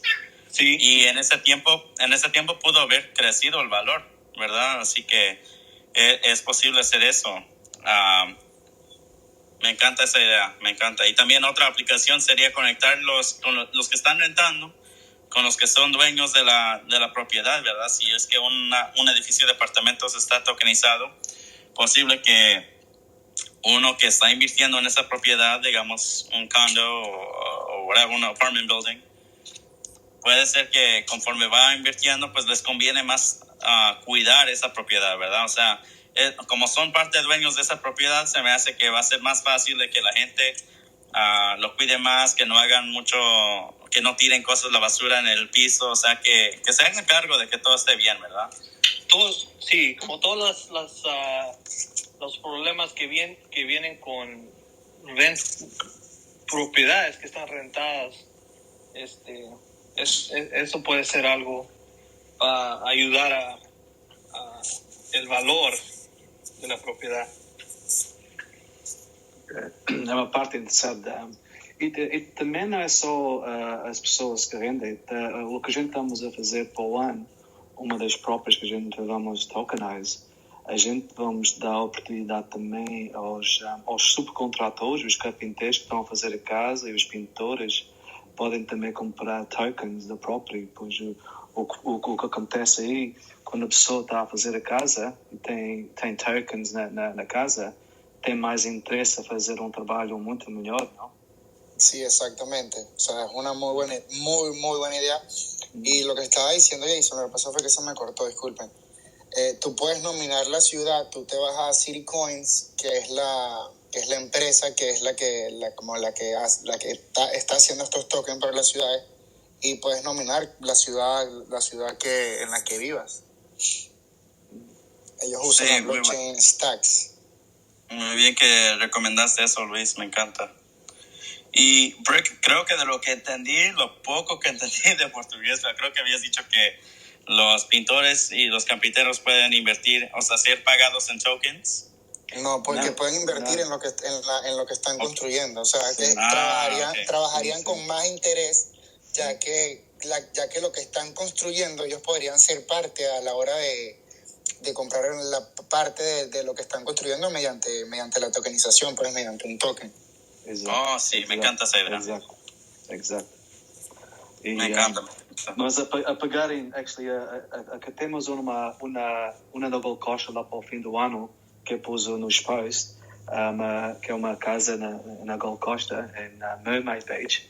Essa aí, se calhar, vamos pagar em USDC, porque quando as pessoas compram o BRIK Wallet Token, eles pagam a gente em USDC, stablecoin. E o que vamos, se calhar, fazer, já a falar com este builder developer, que a gente vamos comprar a casa, a gente vamos pagar ele em USDC coin. So, vamos pagar ele vai ser para aí uns $4 milhões desta casa que a gente da Gold Costa. Okay. E vamos pagar ele em USDC coin. So, incrível. Em lugar de pôr em fiat e depois pagar em fiat, a gente vamos pagar direto da nossa carteira de USDC Coin, direto a ele, a wallet dele em USDC Coin. Sí, incluso nosotros ahorita adaptamos también que estamos aceptando criptos para que nos paguen los servicios que prestamos de consulting o ya sea de social media. También ya estamos aceptando cualquier tipo de cripto, sea Bitcoin, sea Ether, sea un stablecoin, cualquier cripto estamos aceptando. Nice. Preferido stablecoin, pero sí se puede. Se ve que hay una pregunta. Sí, buenos días, ¿cómo estamos? Bien. ¿Cómo estás, bro? Bien, todo bien, gracias a Dios. Mira, yo soy de Miami, soy cubano. No, tú sabes, yo nací aquí en Miami, yo hablo mejor inglés que español, pero voy a intentar. Estoy tratando de entender cómo trabaja, porque ustedes estaban diciendo, vamos a decir que hay un edificio que tiene 10 apartamentos, ¿verdad? Y estaban hablando de hacer un token y cómo no sé, no entiendo, estoy tratando de cómo va a trabajar eso, vamos a decir, para la familia que quieren entrar ahí y tú estabas diciendo ser dueño y eso. ¿Cómo trabaja eso? Like, how does that work? Yeah, esencialmente es donde, so digamos que... Díselo en inglés, bro.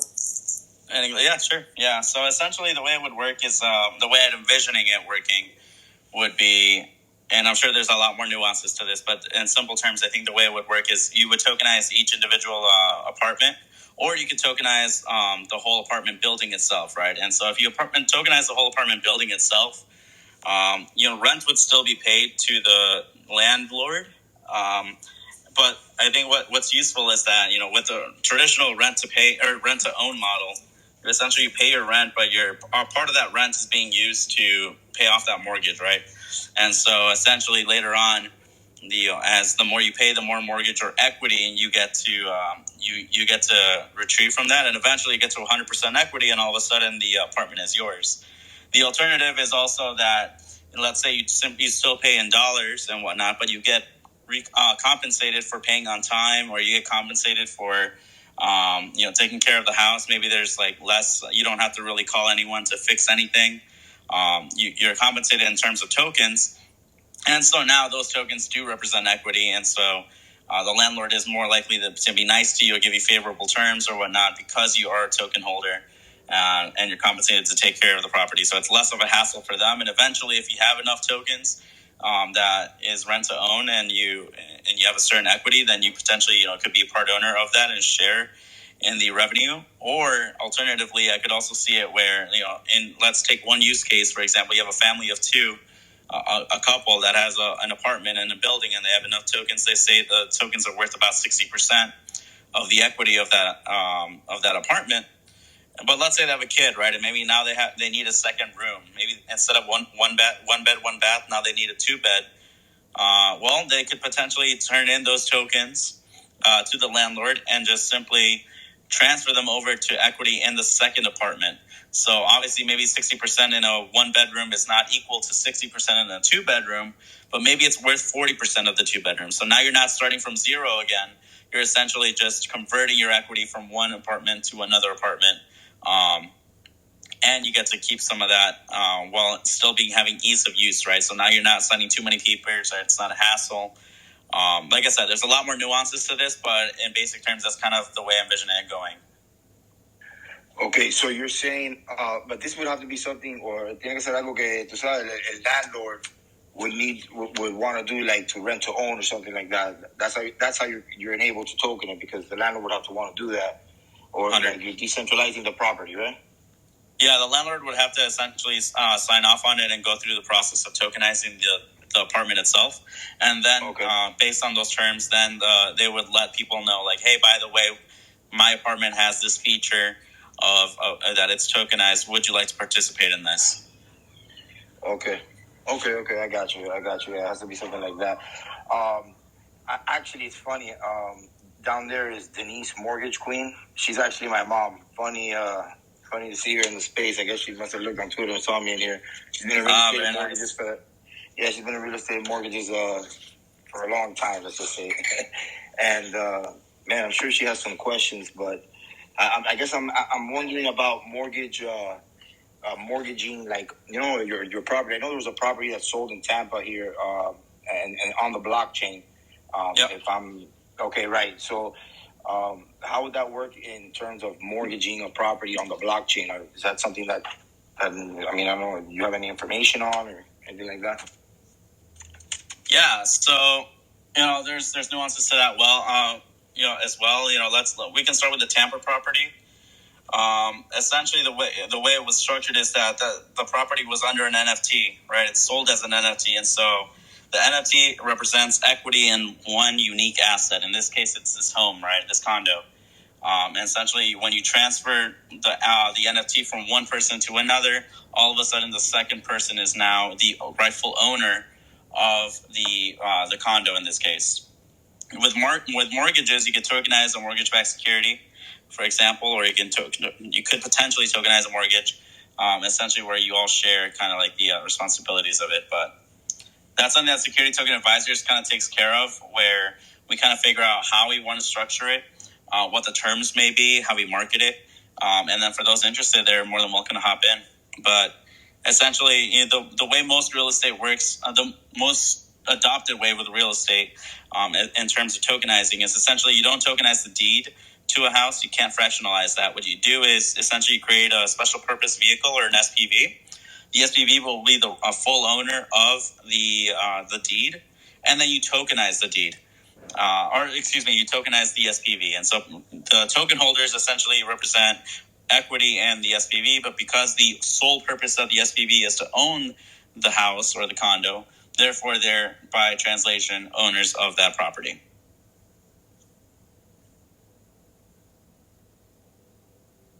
You summarized that well, let's say, I might steal that from you.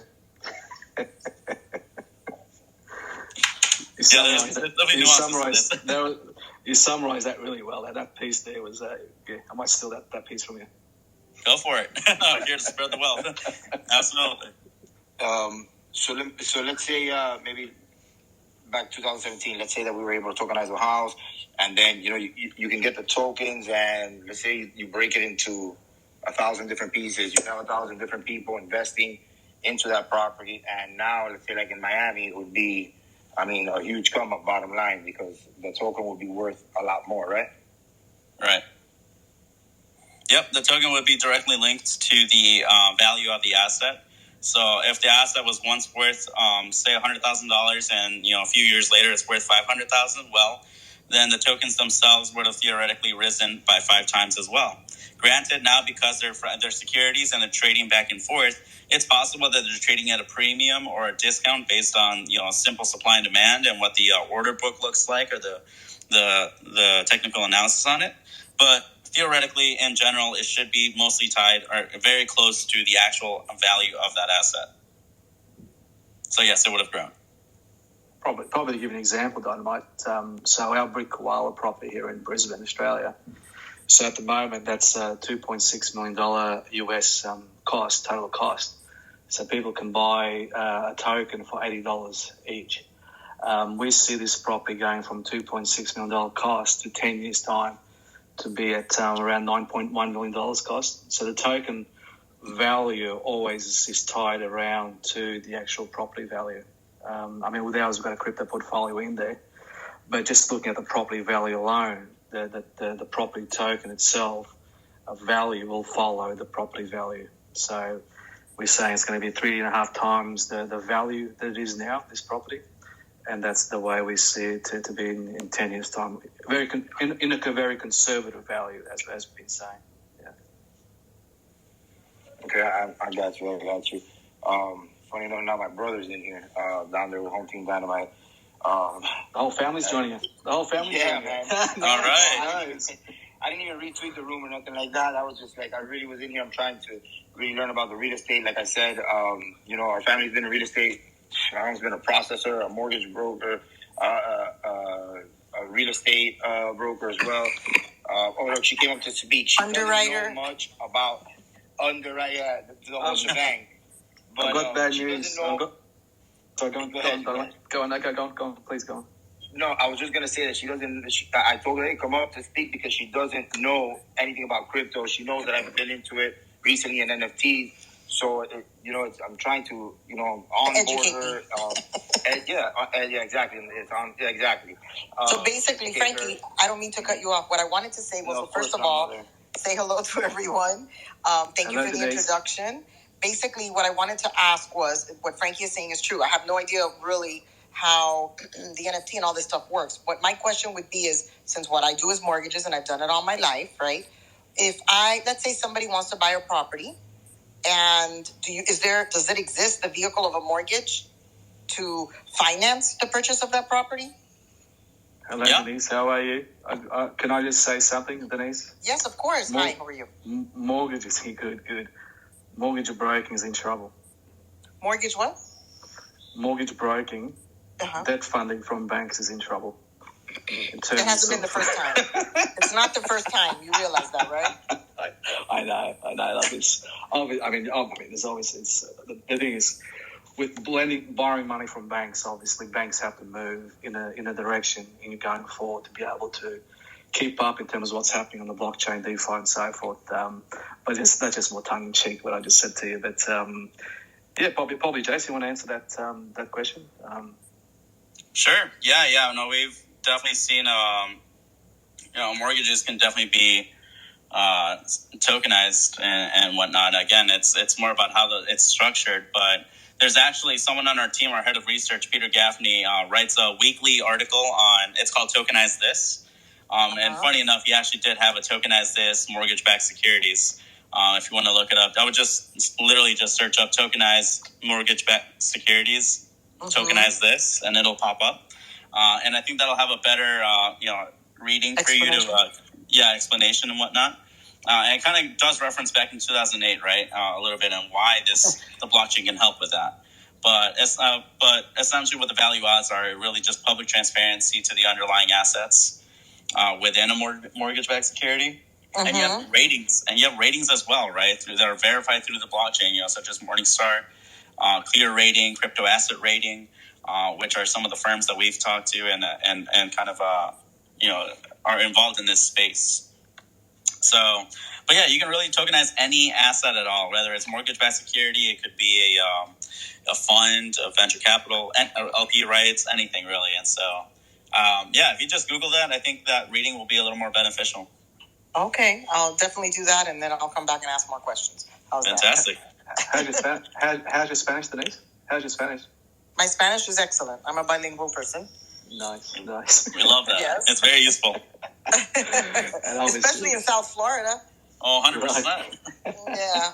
I was actually born in New York, but my mom was Cuban and my dad is Puerto Rican.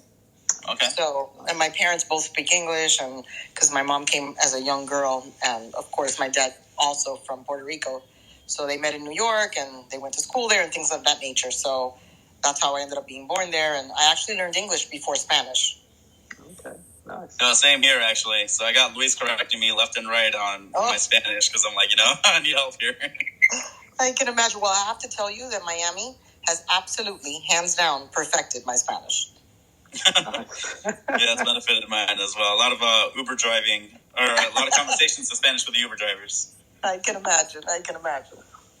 But yeah, Denise, we hold this show every week at 5 p.m. On Wednesdays, US Eastern Standard Time. So yeah, more than married to join us every week and keep again. This show is about obviously keep learning about what is real estate tokenization, and we're fortunate enough today to have Jason and Luis come on our show and sharing their knowledge and so forth. And but yeah, they've got their show as well, the CryptoConLeche on YouTube channel, which is a fantastic source of education. Okay. But yeah, appreciate it. Join us thank every you week. very much for the invitation. You. And actually, I just kind of saw, Frankie, the Twitter thing, and I saw real estate. #real estate tokenization. And I was like, wait a moment, let me jump on this. Yeah, look, in terms of what's happening in, obviously, real estate tokenization, and I think a lot of the banking system, they'll have to move with the times. And obviously, we have some banks here in Australia. They're starting to sort of look at it. We've got one of our major banks, the Commonwealth Bank of Australia. They've actually got teams inside. They won't admit it, but I know that they've got a team working. First project, they actually, in terms of how they actually fast-track transfer of funds into different countries. So, the clunkiness systems of transferring funds is so bad. So they've got a team using, they're using XRP as the blockchain to be able to help with the transfer of funds between countries. So again, the banks, they know they have to do something about it. Governments obviously around the world hate it because they can't control cryptocurrency. But there's too much now in the game to go back. And El Salvador, obviously, they were the leaders when it comes to adopting cryptocurrency, particularly Bitcoin. So again, there's a wave, and when we start talking about property tokenization, this I've been calling it this year is the year of property tokenization, real estate tokenization. I think last year we had the NFT big bang happened last year, was the year of the NFTs. I think this year, and I think Jason and Luis will agree with me, I think today we're seeing this year as the year of the real estate tokenization. Would you agree, guys? 100%. I think that's a direct quote from JP Morgan, right? Yes, sir. Yep. Yeah. Question: did JP Morgan? I heard that he opened a bank or something in the metaverse. Is that true? That's news to me, but I would not be surprised. I know that JP Morgan's going to be playing with blockchain for sure.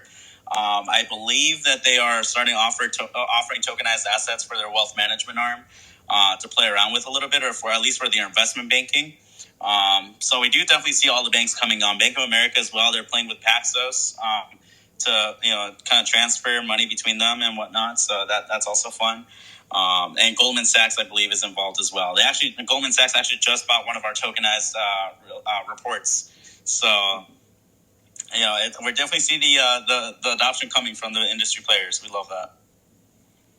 And the thing is, what we're also seeing, with some of the big corporates, especially corporates that are listed on the major exchanges around the world, I mean, they all know they've got to hedge themselves against inflation.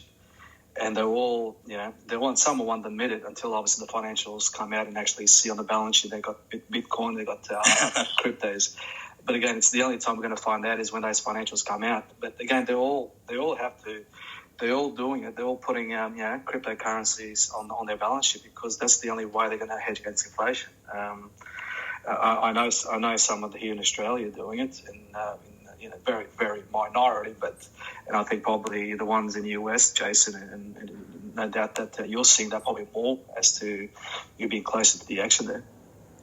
Yeah, 100%. I think that all it takes, I think a lot of these incumbents, because they're so traditional, they're to be fair, they're managing a lot of money, and so for them, it's more important than anything to be careful about what they're doing. But it's also important to explore these new technologies. So I feel like they're all kind of scared to move forward on trying to see who's going to be the first to leap. But I'm pretty sure that as soon as one or two banks hop in, they're all going to jump in because no one likes to be left behind, especially in the industry, in the traditional market. So 100% agree. They're all exploring it, but they just need one small little push until they're all hopping on. So I guess we'll see who's first. I guess they're also being very careful in terms of obviously their government connections. They don't want to upset those government connections that they seen to going against the government. So I guess they got to balance that game that they play.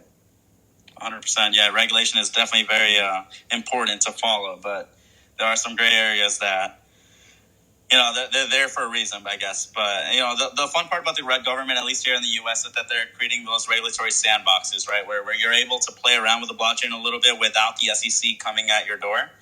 And so that's always positive because now we get to at least explore what the possibilities are. And at the same time, I see that, aside from the sandbox itself for different entities, you also have in front of the government. Now they're requesting commentary from the public saying hey, if we were to change this or that, what could we do?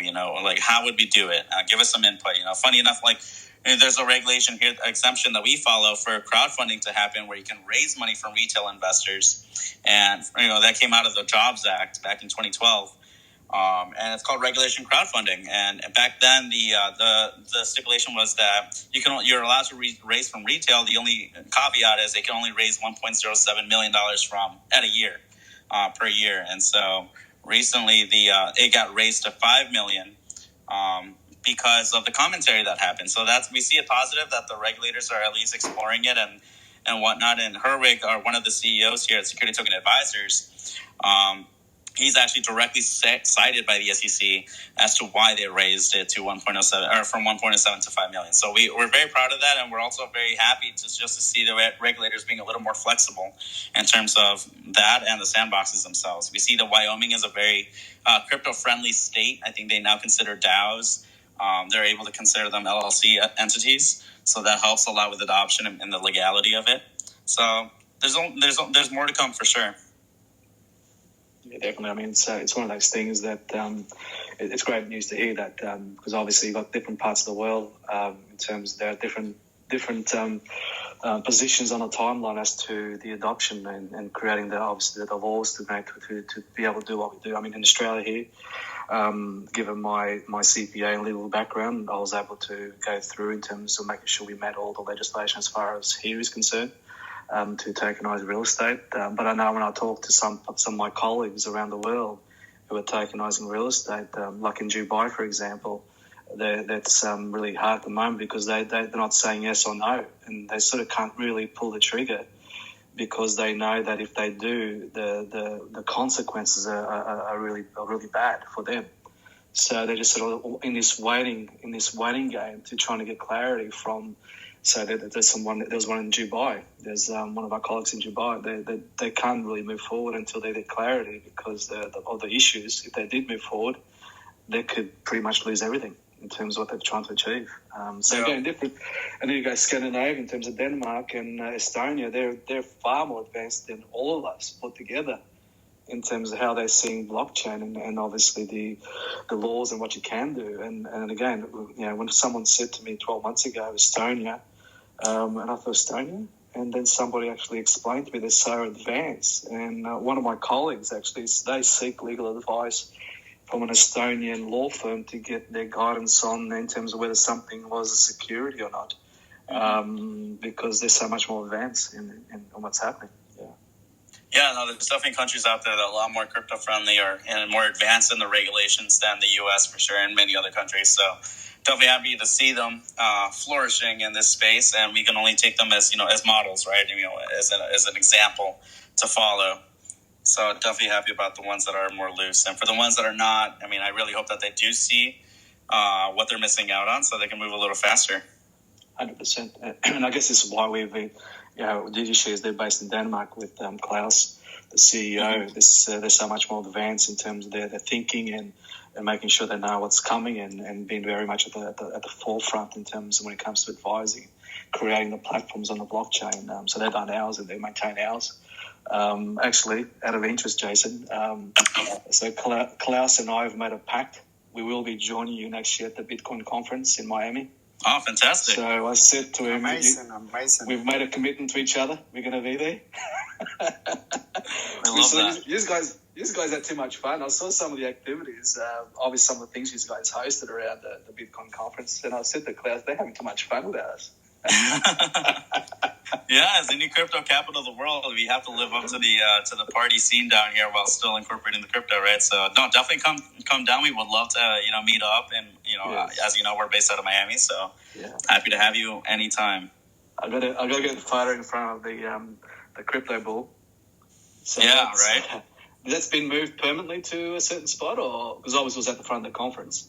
It was at the front of the conference for the beginning, and now it's hosted at the Miami-Dade College in downtown Miami. So they have it, they moved it, but now it's permanently there. So I love it. I actually pass by it every day on my way to the gym. It's fantastic.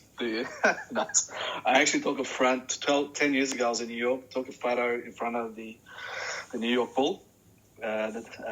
So I need to now move on to have a picture of the new one. Of course, the modern version. I like the laser eyes it has. Yes. But but Dynamite, please go on. Hey, thanks, man. So Jason, you're here located in Miami. That's really cool. I actually went to a couple of events for Bitcoin Week this last event, and I was also at Miami NFT Week. There were great events, amazing people. My question is, are you as well involved with metaverses, like the Decentraland Sandbox and particularly Superworld? Yeah, so we don't specialize in metaverse, but we do talk about it, and we do focus on it a little bit on the advisory side. I mean, right now we're talking about metaverse real estate, how traditional real estate can merge with metaverse for certain things, such as if you could do like a metaverse salon, for example, or buy things, or or community events. Say you have an apartment building and you wanted to have a community event through the metaverse. That's something we're exploring as well. So although we're called Security Token Market and Security Token Advisors, because that is our specialty, we do focus a little bit on the metaverse. If you watch the Security Token show, one of the guys on our team, our head of sales, Eves, he actually has his own section on the Security Token show, called Into the Metaverse. And he covers everything news-wise in the industry of metaverse. So definitely encourage you to check it out. We're definitely diving more into metaverse, DAOs, NFTs, anything blockchain. We are definitely trying to explore more and more. Absolutely. Just on that metaverse, Jason, you actually have received my invite to the metaverse. So there's a metaverse, which it's the Ravencoin campus, metaverse campus. So the Ravencoin is in the Ravencoin blockchain. So we actually every month we actually have an event there where basically people come in and actually pitch the founders and lead of projects, pitch their projects and tell us in terms of what's happening. We have a concert there with NFT music artists on the Ravencoin chain. So it's a program you basically download and you go into the metaverse, you create your avatar, and it's a free. So you can go in there anytime you want. But we've actually because I'm heavily involved, obviously, with the Ravencoin chain, because that's where we're minting our property tokens on. So each month, first Saturday of each month, at 4 p.m. US Eastern Standard Time, we have an event there. So Zen is actually the World Boat Championship champion of the world. So he's actually if you want to challenge on the speedboat races, you can come there as well. Yep, I am. I'm definitely the speedboat champion. I think I gave him the tag, and I think he's run with it. So, it's a bit of fun. It's a metaverse. It's a metaverse, and basically, you can go and meet there. We have it on the beach to make it a bit of fun. So basically, just again sharing knowledge and hearing people's projects, whether it's NFTs, properties, whether it's Xander's project is also his project that he's involved with the Bitcoin mining. So there's quite a variety of different projects on there, and it's a bit of fun, bit of networking as well at the same time, and just having a bit of fun. But yeah, look, I've actually got it on my post on BRIK Twitter space here, and you'll see if you sort of go down probably 6-7 down, you probably see it's called Braveland's Gems on the Beach. Okay. So I hope you can join us. I hope everyone can join us. Come along and see what we're doing and sharing knowledge. I appreciate the invite. I mean, it sounds like a lot of fun. I'm definitely down to do it. And Xander, I do like a good challenge, so watch out. Let's do it. Let's do it. By the way, mate, Jason, he cheats a bit, just between you and I. That's a blockchain recorded? Does the blockchain Did you record the cheating? I would love to see the hash on that. It's recorded, mate. Everything's recorded. Braveland events recorded as well, so there's always evidence to go back to. What BRIK meant to say is, I'm just that good. Translation right there. Well, what as we sort of come here and probably try to wrap up, I know you guys are obviously going to get to. It's probably getting a bit late for some of you in the evening. Probably have you probably got some dinners to get to, Jason, in your part of the world. Zen, you're probably not quite there, and obviously different parts of the world. But look, really appreciate today, Jason and Luis, for joining us and sharing your knowledge in terms of what's happening and sharing in terms, obviously, in Spanish in particular. And thank you for driving the Spanish part of the show. And again, as a collective, we continue to educate and getting people to understand what it is and what the great opportunity is to really change people's lives and their families and be able to achieve their goals, aspirations and dreams through the new frontier. So I really appreciate both of you for helping me out today and joining and sharing. Absolutely. Thank you for the invite. I mean, it was a great time, great conversations. I think we all learned a lot here. I myself did for sure. So this was fantastic and happy to do it anytime. And thanks for the invite as well to the Metaverse. We'll see you there as well. Will do. Yeah, thank you so much for having us. And yeah, let's check it out, the CryptoConLeche show. Bueno, en español, muchas gracias por la invitación. O sea que nos divertimos mucho aquí aprendiendo de todo, aprendiendo más acerca de lo blockchain, la tokenización y lo que están haciendo allá en BRIK BC también. Nos encanta lo que hacen y igualmente el apoyo de uno al otro porque como decimos a cada rato, tenemos todos la misma misión. Tenemos toda la misma misión en poder subir la adaptación de esta tecnología, ¿verdad? Sí. Muchísimas gracias a todos. E a coisa mais importante antes da gente abalarmos, quem era o melhor futebolista do mundo? Messi, esse sim também. Lionel Messi.